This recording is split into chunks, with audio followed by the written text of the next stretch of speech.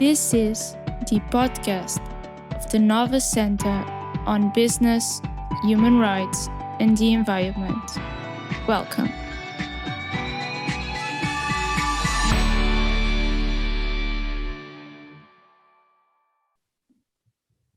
Hello, welcome again to our podcast of Nova BHRE.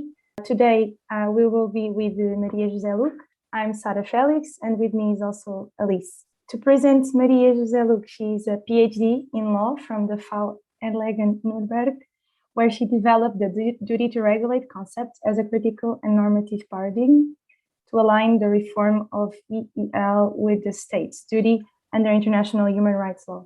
Using the Latin American region as a case study, she published her doctoral monograph last year in the European Yearbook of International Economic Law, the monograph Springer. Prior the undertaking of her doctoral research, she also obtained an LLM from Potsdam University in Germany and her Bachelor of Law at Universidad Católica Santiago, Guayaquil, Ecuador. The present contribution is part of the project, The Role of Procedural Environmental Standards in the Delineation of Human Rights Due Diligence, funded by the Fritz-Thyssen Foundation and carried out at Duarte University under the supervision of Professor Dr. Birgit Peters. We will be presenting some questions today for Maria. First of all, thank you so much for coming to our podcast. My first question is, could you please give us a brief introduction about the study you have been doing? Well, first, thank you very much for having me here.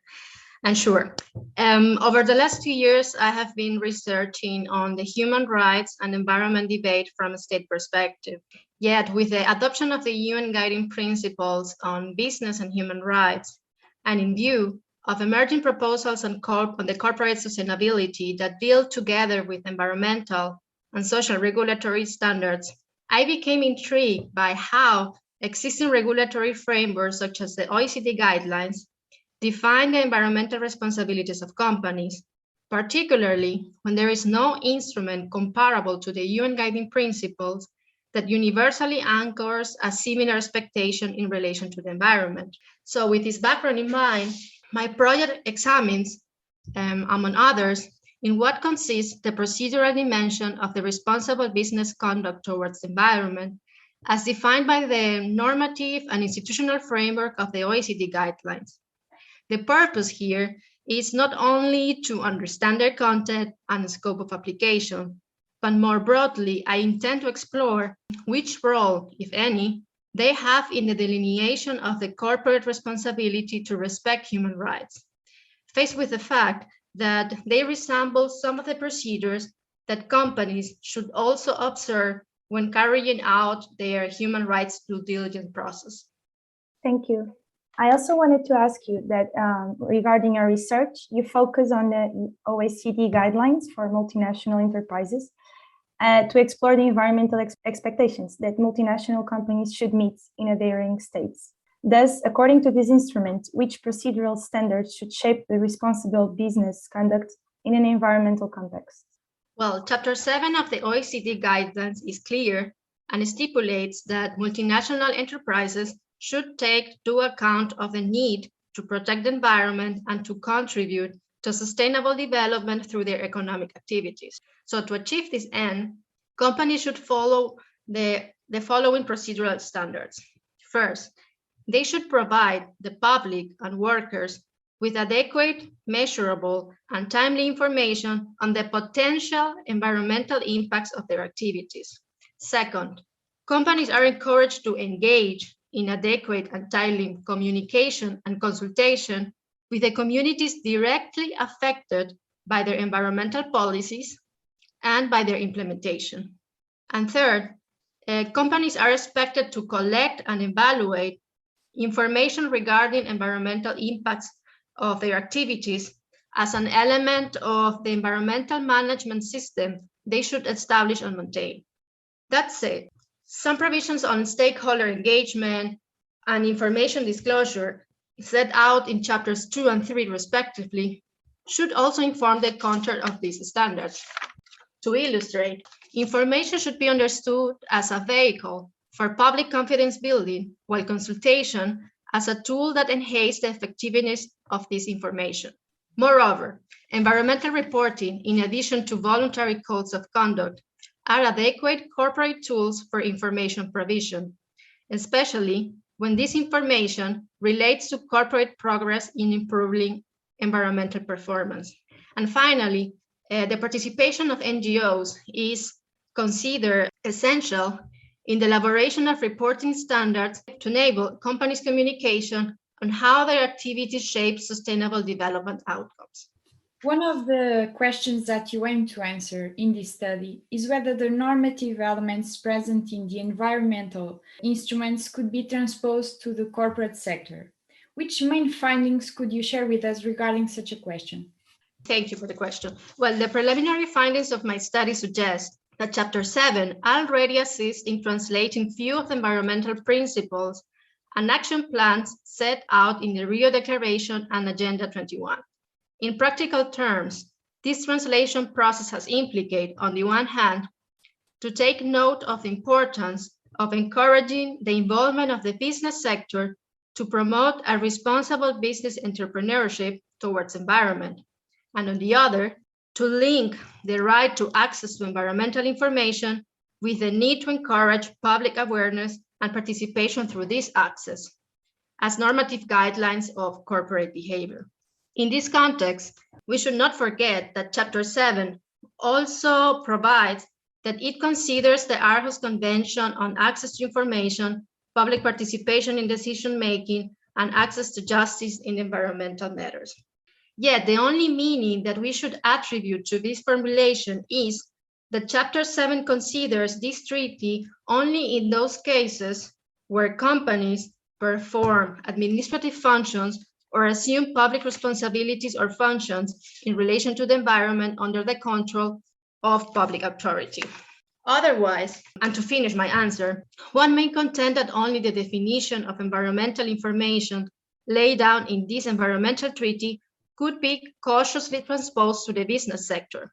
This will entail, for instance, understanding environmental information as A, information about the states of elements of the environment, B, as factors, activities, and measures affecting or likely to affect these components, or C, as information about the state of human health and safety, conditions for human life, among others, in as much as they are impaired by the state of these elements of the environment. To conduct this research, you have selected 4 specific case studies where failures to provide environmental information and or to engage in consultation with the stakeholders occurred. Could you tell us about the main features of each case and the impact of those on your study? Well, in my review, I examined 4 specific instances. 2 complaints were raised in the context of mining activities, while the other 2 concern either the implementation of dredging activities or the supply of wind turbines by multinational enterprises. The main features of the cases can be summarized as follows. One of the cases relating to the mining sector was filed by a worker union against a Chilean company for its failure to adequately inform them about the potential impacts of copper mining over their health and safety. The other case was brought against a Canadian company by 3 NGOs that not only alleged the same omission, but in addition, they claimed that the company failed to provide access to information about the environmental impact assessment of their activities relating to gold mining operation in Mongolia. The third case, on the contrary, was about the dredging activities of a Belgian company in the Saveta harbor in the Russian Arctic area. According to Greenpeace, which acted as the plaintiff, the company omitted to provide sufficient information about a set of environmental procedures it was expected to follow to determine, for instance, the effects of its dredging activities on the availability of food, water, and fishery resources, as well as that in haste to identify its prevailed approach to counteract the impact of its activities over whales. Finally, the fourth case dealt with the supply of wind turbines to a wind energy park project in Turkey by a German company. One of the allegations raised by the Turkish citizen that acted as the complainant in the case was that the German company omitted to carry out stakeholders' consultation about the wind park facility. In this regard, the findings show that although the outcomes in selected cases vary considerably, they certainly elucidate which features corporate procedures on provision of information and stakeholder engagement should meet to be in conformity with the OECD guidelines. For instance, as to the scope, the case study shows that national contact points only review corporate behavior against the environmental standards laid out in Chapter 7 if alleged impacts are directly linked to their operation. Otherwise, if the company, for instance, acts as a supplier of the equipment whose operation allegedly affect the environment, national contact points seems to review their conduct based on Chapter 2, dealing incidentally with environmental matters. Moreover, the cases not only corroborate workers and NGOs as recipients of environmental information held by companies, as well as recipients of their communication practices, but also they seem to suggest that information held by companies has a public character if their economic activities can inflict severe impacts over the environment. This was the case of those specific instances that were brought in the mining sector. And finally, to conclude regarding the content, the findings indicate that corporate provision on environmental information is adequate when the implementation of this procedure is at regular intervals, when the process is transparent, in some cases when they are directed to a specific component of the environment that is at stake, as well as when this information is accessible in linguistically and culturally appropriate terms. And concerning the consultation, one case also shows that, for instance, biodiversity surveys are considered appropriate instruments for engaging with stakeholders. I would like to ask before we end our session, if Maria has anything she would like to add to everything that was said today. Well, I want to thank very, very much the NOVA Center for Business and Human Rights on the Environment for the opportunity to disseminate my preliminary findings. This has been a research that I have been undertaking for almost 2 semesters.